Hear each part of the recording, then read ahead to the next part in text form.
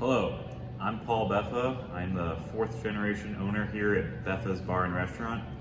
I'd like to thank my friends Brendan Giljam and Mark Kissel for coming out today. They're part of a couple of small businesses as well that I'd like to promote real quick, Giljam Chiropractic and Bertarelli Cutlery. They're helping me along this way, so thank you. Paul, can you tell me a little bit about the history of Beffa's? So Beffa's was started by my great-grandfather on St. Patrick's Day in 1898. Him and his brother started as a saloon back in the day, mostly serving people that are heading out west, hence the St. Louis's namesake, Gateway to the West. From there, we eventually hit Prohibition and had to shift focus to serving food. That's where we really took off, making a name for ourselves in St. Louis. My grandfather cultivated a list of recipes by hand and worked with a lot of the vendors to create signature meats that we use for our hand-carved sandwiches. From there, my grandpa cultivated a huge, important list of customers, important political figures from senators to mayors to Hall of Famers to CEOs of all the businesses in St. Louis. So we had a pretty important customer base. From there, my father, he took it over with the help of his brother and sister. Eventually they moved on to have their own lives, and it just became too much for my father, and we had to close down in 2011.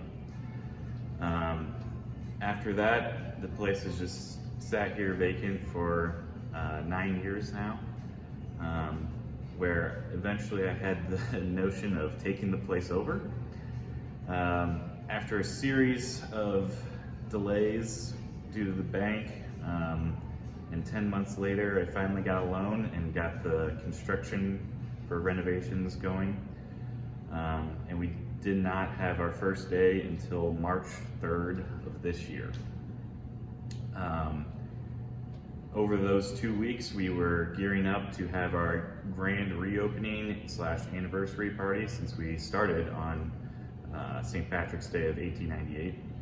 We were really excited about that, but the day before, we got shut down, and ever since then we've been scratching and clawing trying to get back to somewhat normal. Paul, what has Beffa's done for the community in the past, and what have you done more recently? So I can't speak too much for what my great-grandfather did, but I'm sure he was an advocate for St. Louis back then. But I know ever since the 60s and 70s, we've been helping out the Boys and Girls Club that was started by President Herbert Hoover. And then from there, we've always been an integral part in the community, trying to help build up St. Louis to the place that we all know and love. As for this past year, it's been incredibly difficult to be a part of community involvement, just because we're trying to save our own skin right now. But we have raised nearly $3,000 over the past 10 months or so, just for local charities, and also provided almost 100 meals to first responders and other local charities as well. I know you said it's been a struggle since opening 2 weeks before the corona pandemic hit. What has been the biggest hardship over these past 10 months? So this was not really in the game plan, but I have been forced to keep my day job. I am a project accountant at Merritt's Automotive here in town. This is mostly so that I can make sure that my staff is paid. I've also moved home with my parents. Always love that. They're a big fan. Just to save more money and make sure that I keep food on the table for all my employees. It's been a long journey, and I'm definitely put in the hours, and it's been tough. No days off. no days off, as Dave would say. Go El Pres. Paul, what would the money provided by the Barstool Fund be used for? So first and foremost, it would go to my staff. They are struggling even more so than I am. One of our employees we were fortunate to bring him back from the old days, so he's been working for Beffa's for over 25 years now. So he's like family to us, so we want to make sure that he's taken care of. Next, we would take care of our vendors like Bertarelli Cutlery, and then because they have been working with us so gracefully and understanding to make sure that we stay afloat, so make sure that they get paid. And then finally, I would like to do something for the community,